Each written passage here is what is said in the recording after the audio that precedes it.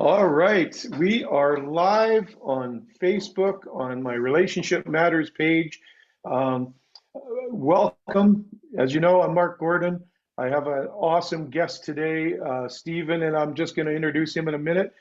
This is Encouragement Thursday, and you might be saying, "What is this, a video?" No, on the fifth Thursday of every time there's a fifth Thursday in a month, I'm going to come on and do a live talk about the subject of the month. And this month we were talking about emotional intelligence.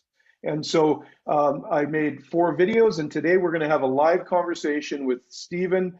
And Steve, I just want to welcome you to the podcast. And I want everybody to know Stephen is a skilled, experienced facilitator of leadership development programs, communication and teamwork strategies, emotional intelligence, and blind spot programs. In fact, he's written extensively and spoken extensively on these topics. He has a MA in student development and an MSc in educational administration, organizational communication. He's a certified, and this is why I have him on the show today, on this live broadcast, is because he is a certified EQI 2.0 and EQ 360 coach. And those are important distinctions to our conversation. I also want to just say he's a certified blind spot navigator, as I am, and it's actually how we met. Stephen, welcome to Encouragement Thursday. Mark, I'm really thrilled to be here with you. I just want to say, well, thanks for that intro. I also just want to say I really love the work that you're doing around relationship and community and leadership. And as I was preparing for this conversation that we're having right now, I did watch your videos that you put out specifically on emotional intelligence, and I Yeah. loved what you said. I love what you're doing, and I'm happy to be here with you. Yeah, thanks so much. I appreciate it. I've been getting to know you, through the Blind Spot Navigator, the BS Thursdays, which is it's blind spot conversation, and then also, of course, the open forum that our friend Gene has on LinkedIn, and we've really been enjoying conversations there as well. And so, when I was talking about emotional intelligence this month, it was because it was just on my heart. I've seen so many people struggling through this season. And in fact, it's why I do Encouragement Thursdays. I really think the world needs encouragement right now. And I think in the area of emotional intelligence, there's a lot of misunderstanding. There's a lot of maybe people don't know exactly what it is, or maybe it's just for experts to talk about and all that kind of stuff. And I just felt like I wanted to give some tools. That's my whole point of Encouragement Thursdays, just to give people encouragement that they can achieve the things in their life that they want to. They can achieve their purpose, and to give them a little boost along the way with some, tactical information, some inspiration, and whatnot. So maybe you could just start us off by just what is EQ? What is it anyway? What are we talking about? This emotional intelligence thing? Yeah, it's a beautiful question, and it tends to be, the answer to that tends to become more complicated than it really should. And so, at Right. the most basic level, Mark, emotional intelligence is 2 things. It's our own ability to recognize, understand, and manage our own emotions. And then the Mm. second thing, it's our ability to recognize, understand, and manage the emotions of others.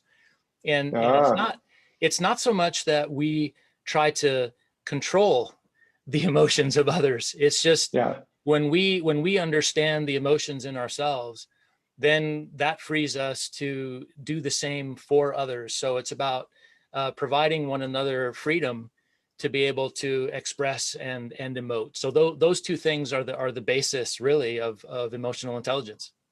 Yeah, that it's important, but why? Tell us why it's so important to understand. The first week in my video series, I talked about, the first step in growing in emotional intelligence is self-awareness. Because if you can't have self-awareness, you can't really be aware of others. And I think you just hit on that point. I found that when I'm understanding that other people, there's a cause and effect. When other people are having an emotional difficulty and it's pointed at me, I can now pause and put myself in an empathy position to be able to say, I wonder what's going on in their life. Whereas before, I could, I understood what my emotions were, before I had that awareness, I would just react in anger. It's like, what are you accusing me of? I would get all defensive, right? So tell us why, like, it's so important to develop emotional intelligence. You said something very interesting, Mark, and I think that's what you said is how a lot of us feel when we talk about emotional intelligence, and it's what we bring to the table, and it's typically out of a how else do I say it? But it's all out of a negative circumstance. And so we Mm, typically start the conversation on emotional intelligence or emotions when something bad has happened. It's like, right. I feel negative, or I feel bad, or something has caused me to become overwhelmed. Oh, okay. Mm, Well, let's have a conversation now about emotional intelligence. But I submit, and this is what I get really excited about when we talk about EI and EQ, is it can have a very positive effect. And we can be proactively positive about the emotions that we bring to the table. And so in your video series prior to this conversation, Mark, you brought up the four kind of general categories that we typically think about emotional intelligence. And it's you've already mentioned it. It's self-awareness, hmm. self-management, social awareness, and relationship management. And so it's that kind of, once we become aware of ourselves, like you've said, Hmm. that then gives us the strength and the freedom to then help others in terms of their own awareness.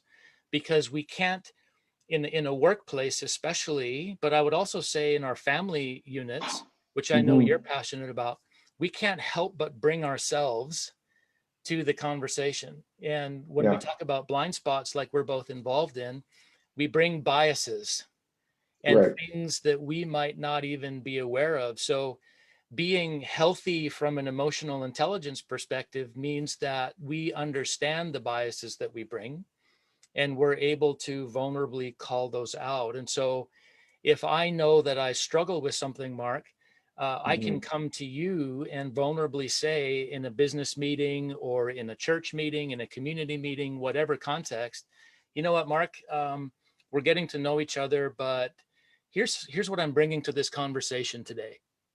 Um, we don't typically think about doing that. You know, Yeah, we think about, we have an agenda for the meeting, and we want to get through the agenda, and we want to get stuff done. Very yeah, rarely do people volunteer how they're feeling or what emotion they're bringing to it. But whether or not we call it out, we're still bringing it. And yeah, so the emotional intelligence conversation says, you know what, let's call it out and right. recognize that it's there. Yeah. And I find, I talk about RQ now a lot, relationship intelligence, but what we don't realize is we are sending and receiving relational messages all the time. And I often say, if you don't know the message you're sending, it's probably a negative one. If your emotional intelligence isn't healthy, you're going to be sending the wrong message and don't even realize it. So here you are in a team dynamic. But you touched on something very important, because I think we have a bit of a hurdle, if you will, in our business world, in organizations, and that is that very point, that it's touchy feely stuff, as they call it, isn't really allowed, or they're not comfortable with that part of things in business. And I just really believe that we've heard a lot lately that we don't call them soft skills, they're essential skills. And there's a resistance by the corporate world and organizations to deal with emotions or the emotional intelligence of people. And I think that it's actually hurt them. I think it's hurt the culture out there, because I've actually said you have to be able to get the values from the wall to the heart if you're going to see change. And I think that that starts with emotional intelligence in the workplace. Talk about that a little bit in your experience. Yeah, I love it, Mark. And my experience personally, but also what I've observed in other contexts, is that for the longest time, people have come to a work situation feeling emotion, or Right. having kind of an underlying um, emotional experience that they're bringing to the table, but they haven't necessarily felt the freedom to express that. but it's Right. always been there. So had we, like 20 years ago, brought up the conversation around this idea of emotional intelligence, I think most people would get it. But the Right. problem is that people who are in positions of leadership, leading people and leading organizations, just they haven't been equipped to be able Mm, to have conversations with people over which they preside their leadership. And so right. you mentioned the words touchy feely. When I approach organizations and leaders and say, hey, let's have a conversation about emotional intelligence, I would like to work with your team and help you to work with your team, there's understandably an initial resistance, Yeah. because it's like, oh, you mean that touchy feely stuff? Right. Um, well, it's a little bit different than that.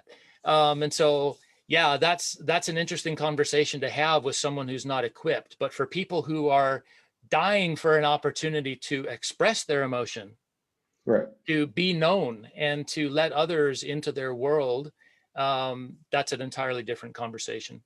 Yeah. How does EQ then, how does our emotional intelligence affect their performance?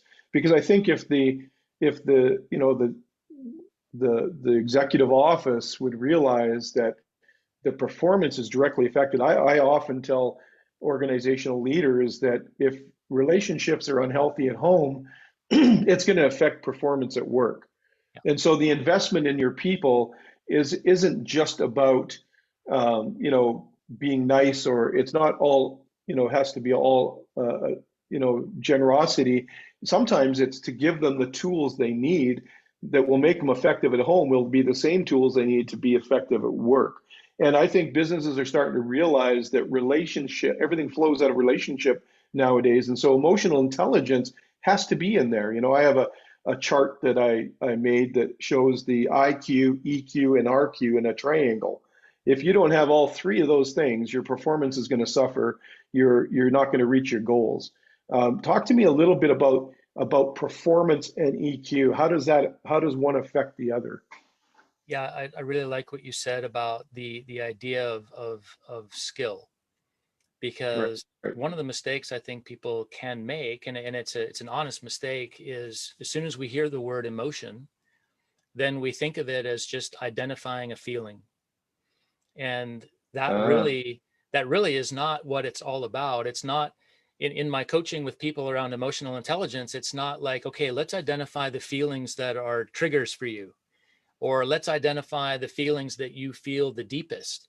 And yeah, congratulations, you're now aware of them. Now go yeah, and do your thing. Emotional intelligence is about feelings and talking about them, but more importantly, it's about a skill set that can be learned and uh, practiced and rehearsed. And so someone might be in a situation where they're like, I've had some trauma in my life. I've had a situation in my life that has deeply affected how I express myself. And I just can't seem to get over that, or I can't seem to deal with that. And they think, you know what, I am who I am, and I'm wired the way I'm wired to be, and I can't right, change because it's such a deep-seated thing.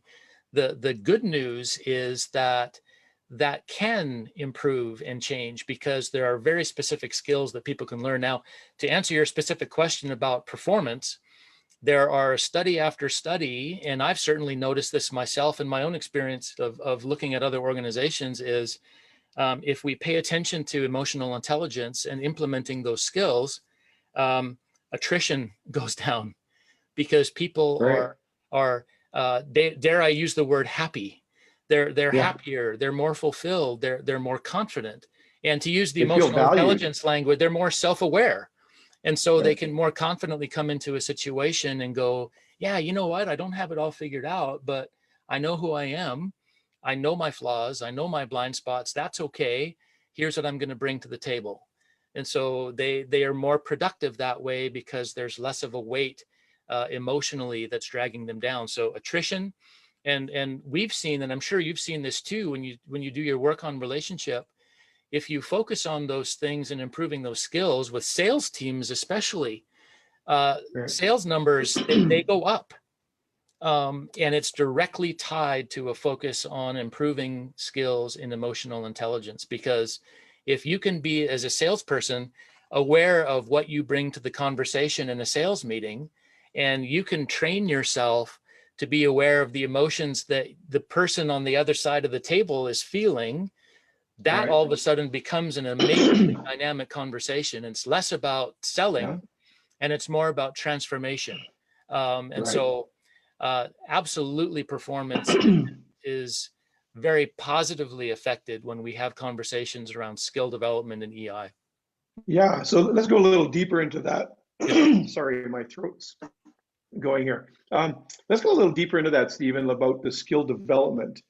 What are some just simple ways that somebody could start that process now? That because a lot of times, here's the strange part: are if we have been through what you said, the trauma and different situations, and um, even being let go from a company or being fired from a company can be traumatizing to somebody for sure. And then they carry that in, and I've heard people say, they use language like always or never because they can't trust, because they carry that wound into the next one, right? But what are some so the emotions, in other words, what I'm trying to say is that the emotions get in the way of them developing the skills required to have emotional intelligence. And so there's this, chicken and egg thing happening. What are just some simple ways that people could just start that journey into growing in emotional intelligence, developing the skills that you said, because it's a skill development. That means anybody can do it, Right. right? Well, the first thing would be to, I mean, there's a wonderful emotional intelligence assessment that anybody can take that Okay. then, based on the answers that they provide on the assessment, it gives them kind of, well, let's just use, it gives them a profile. Yeah. That may or may not be a fun word for people, but you got to start somewhere. And so it basically Right. gives, hey, here's from an emotional standpoint where you lie, where you sit. Right. And so Yeah. I'll just kind of spit out. You already talked about the four general categories. Yeah. The emotional intelligence assessment actually spits back five. They call them composites of emotional intelligence, and Okay. I'll just list them out because it is Sure. helpful for your Sure. audience to understand kind of the language around what we're talking about. It's self perception, self Yeah. expression, interpersonal, decision making, and stress management. And so, using those five kind of composite categories, underneath each of those are three distinct emotional skills that people can learn to dial up in any given situation. So, I'll give you an example. Yeah. One of the skills, and again, it's not a feeling; it's a skill. One of the skills that we talk about is optimism. Right. Now, some of your listeners, and I know I sometimes fall into this trap, is I don't think of optimism as a skill to turn on or a Right. skill to use. I think Yeah. of it more as a feeling. It's Right. an approach. And so for someone who has let's just say a negative background, they've had what we referenced before, some trauma in their life. They've had some experiences that they've walked away from not feeling very good about themselves or about their Right. situation. They might have learned over the course of years to be negative, Right. to be pessimistic, because Right. that's been their experience. And so the challenge with emotional intelligence coaching is, how do you teach someone who has a lifetime of negativity and therefore is generally pessimistic to be optimistic? And Right. so there's a whole bunch of literature and ways to go about helping someone to, and I think I've heard you use this phrase before, to kind of turn that on its head, to be Yeah. able to change the dynamic, the culture around Yeah. how they perceive themselves. And so that's just one of the skills. There are 14 others that we could probably Right. spend hours talking about that deal with changing that personal paradigm around the worldview. Yeah. It's interesting because in the spiritual sense, hope is the word I would use rather than optimism. Right. And so, we all say that hope is a powerful motivator for moving forward and to overcome some of the things you're talking about. And so, I like that idea that optimism isn't a personality type. Optimism is actually a skill you can learn. And it's something that you can, because of the neuroplasticity within our brains, you can train your brain to be optimistic, or you can train your heart to be hopeful. And so that's a really important distinction, because I think some people who are struggling with that might think that there's no change for them. The other people can, that might actually, hearing that there is emotional intelligence and that you can grow in it, could actually be a negative for them, because they think, yeah, but I can't. And the truth is, anyone can, because if your brain's been trained to think a certain way because of that trauma, it can be trained to think a different way. It's called the renewing of the mind, and we can renew our minds by simply starting to practice. I heard recently, I thought it was really good, Stephen. Somebody said, your brain can't distinguish between what is real and what is just thought. And so it can't distinguish between what is not real or what is real. It just takes on the information you give it through your thoughts. And so I thought, well, that's good, because you can start to change your thoughts. And I often say, don't fake it till you make it, Right. declare it until you believe it. Yeah. Yeah. And so you can develop optimism or hope by declaring that optimism and that hope, by changing the way you see yourself, is the first step towards, I think, is towards growing emotional intelligence. Any thoughts on that? 100%. And so to make it more practical, um, let's put ourselves, and for those who are listening, put yourselves in the position of a leader, where not necessarily by title, but you are in a role or a position to shepherd a group of people. Right. Um, could you imagine the change in a conversation, a business conversation, where some of these skills that we're talking about, you're not only aware of them in yourself, but you're aware of them in others. So we've already talked about optimism. I want to talk about a second of the 15, and that's this skill of self-regard. And again, Mm, it's not a feeling. It right. starts off that way because self-regard, by definition, is how you regard yourself, but how you perceive yourself to be.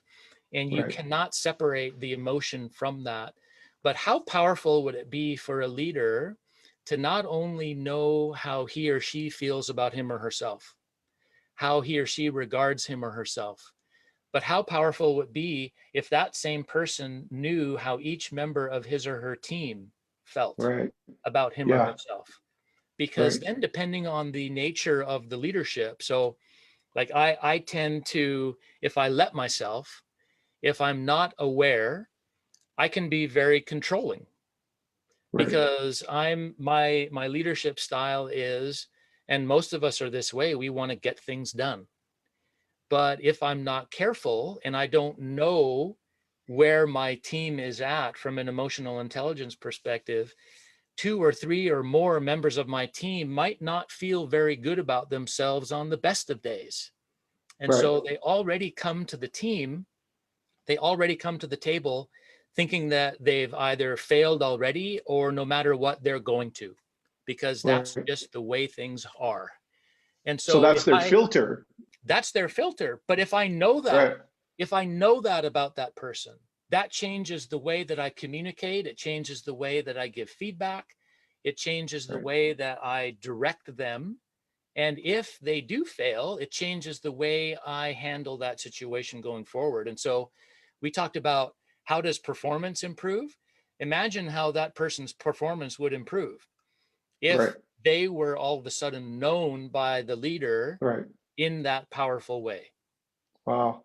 Wow. Yeah, it could change the whole thing, couldn't it? Yeah.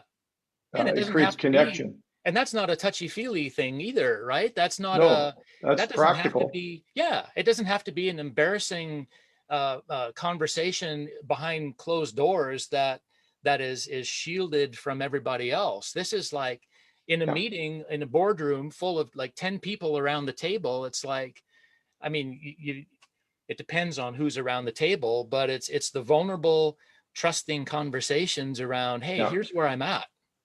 Yeah. You know, one of my blind spots is, you know what, I'm going to want to drive the agenda and control the outcome. Right. That's not an easy thing for someone to say.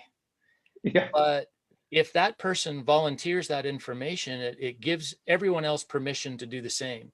And pretty Right. soon, you know, you're not holding hands and singing powerful songs, but you're creating an environment for people to be in relationship and It's safe. Yeah. a safe environment to understand what's going on. Yeah. Yeah. I often say that, it's the difference between a leader, the difference between power over and power to. When a leader struggles with emotional intelligence and doesn't understand their blind spots, they'll tend to power over people because they want to control that outcome. Whereas a leader who is self-aware, who has emotional intelligence, and also understands their blind spots or what it is they're capable of with their blind spots, now all of a sudden I can shift and I can power to people. I can empower them. And when I empower the team, you create a culture that everybody wants to be part of. When I empower, like at home, when I empower my children, they didn't listen to me because I was dad and I said they had to. They listened to me because we had connection. I always tell parents, connect before you direct. In the same way, you want to do that at work as well. You want to connect so that when you do give direction, it's received and it's not taken in the wrong way or the wrong filter. And that's why I think that these emotional intelligence skill development is so important in the workplace and at home, but in the workplace, like we're talking about. And if leaders could catch that vision, they would see their teams much more cohesive. They would see those values that the company holds written on their hearts instead of just on the wall. Yeah. Because you can drive people away by driving culture. If you're trying to control culture and drive culture to be a certain way in a company, and the people haven't bought in because they haven't experienced what you're trying to say they should do, then it's not going to hold any authority. We only have authority in what we experience. So if that employee experiences the value that leader gives to them, empowering them by being transparent, by being vulnerable, by being open with their blind spots, what happens is I notice that the whole culture changes of the organization.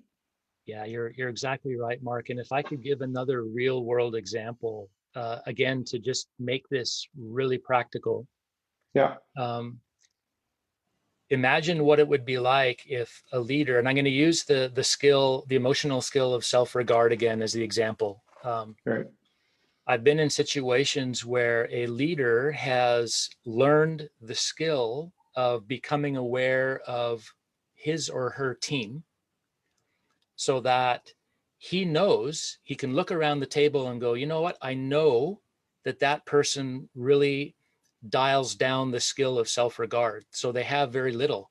And so right, typically, people who are higher in self regard typically share freely in meetings. It's like, okay, what do we do about this problem? They shoot their hand up and they're one of the first ones to offer solution. Why? Because they have confidence in themselves and right, they're able to just very confidently raise their hand and share. But someone who is lower in self-regard will tend right, to do what? They'll kind of turtle a little bit, and so a leader who is lower in emotional intelligence might look at that person incorrectly and go, oh, wow, they don't have anything to contribute, or wow, that mm, person just sits there and says nothing. That's not a right, very valuable team member.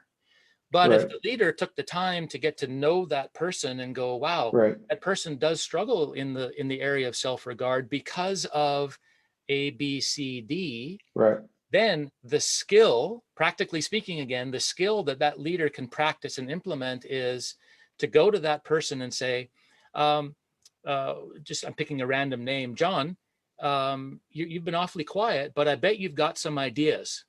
Right. What do you think? Right. That all of a sudden then frees that person to go, yeah, you know what? I've got actually 5 ideas, and Yeah. I think they're pretty good, but they just didn't have the confidence because of their low Right. self-regard to speak up. And so the Right. leader calling that out all of a sudden gives that person the freedom and the platform to be someone that they have not yet had the chance to be. Right. And so Right. that's a skill then that that leader has learned and implemented in that corporate setting. Wow. That's so good, Stephen. And I think you could do that in almost any scenario. Yeah. Um, that's just a really good practical way of developing emotional intelligence. Well, let me ask you this, kind of a final thing. If one takeaway that you'd want people that are watching this to walk away with, um, what's the one thing that we can give them today that would encourage them to make the change, to encourage them to start thinking about emotional intelligence? And I'm going to ask you after to give us your contact info because I think there's a lot of people that would be watching this that might want to take that EQ assessment, and they could do that through you, I would assume. So, give us the one takeaway, and then tell us how they people can reach you and how they could take that test. Yeah, and I think my answer to that question, Mark, is just a reiteration of what we've already Hmm. discussed. It's that uh, in this idea of emotional intelligence is less about feeling, and it really is the idea that these are skills that can be learned and Right. practiced and by Right. anyone, and Right. regardless of someone's background, whether they've had I'll just say, quote unquote, an easy life, Right. or if they've experienced some really deep trauma, Hmm. there is hope for them. Right. And there, because these are skills that can be learned. And that idea of transformation that you talked about earlier, Mark, this is really what we're talking about, is we can learn to improve on a regular daily basis these Yeah. things that we call emotional intelligence skills. So that's the one thing that I would want to take away, Right. and I would want your listeners to take away. Yeah. Awesome. Thanks so much, Stephen. That's it is. It's possible, and that's the biggest thing we want to give away here is encouragement, is hope. And so there is hope. No matter where you're at, you can learn the skills. You can do this. I know you can. And so, Stephen, where can people get a hold of you especially if they want to take that assessment, or if they want to engage you in any way around this emotional intelligence conversation? How can they get a hold of you? Yeah, I appreciate that deeply, Mark. And again, I, I I would encourage people to reach out to me, even if they don't want to take the assessment, if they just want to have Yeah, a follow-up conversation. And so sure. the best way is to send me an email, and my email address, I think everyone can see my name on my video box there, but it's simply Yeah. Stephen, my first name, at stephenpasiciel.com. So first name, last name.com. Um, Okay. Follow me on I'll post it in the yeah. comments as well. Okay, wonderful. And Yeah. find me on LinkedIn. Connect with me that way. Yeah. But those, yeah, send me an email. And just so you know, for the sake of filtering, like my own filtering, but also the email filter, Yeah. if you send me an email, just reference that you heard this conversation with Mark on Encouragement Thursday. That way, I'll know the context. Yeah. But Good. I'm really good at replying. So if you reach out to me, I'd love to have a conversation. That's fantastic. Thanks so much, Stephen. I appreciate that. So there you go, everybody. Encouragement Thursday for April's in the books, and it's all around emotional intelligence. If you haven't seen the videos, go ahead and watch them. And then and I know that they're going to be an encouragement to you, and they're going to give you some tools. And and on to next month, we're going to be doing 4 fresh ones next month. I'm actually looking at blind spots. We're going to talk about blind spots, and we're going to have a free blind spot assessment available to you. And you'll be able to take that blind spot assessment, and boy, it'll blow your mind. That's all I got to say. So next month, every week, I'm going to be talking about blind spots and how to overcome them. And then you'll also be having some free tools that come with that. So great to be with you today. Thanks, Stephen. Thanks, everybody, for watching. We'll see you soon.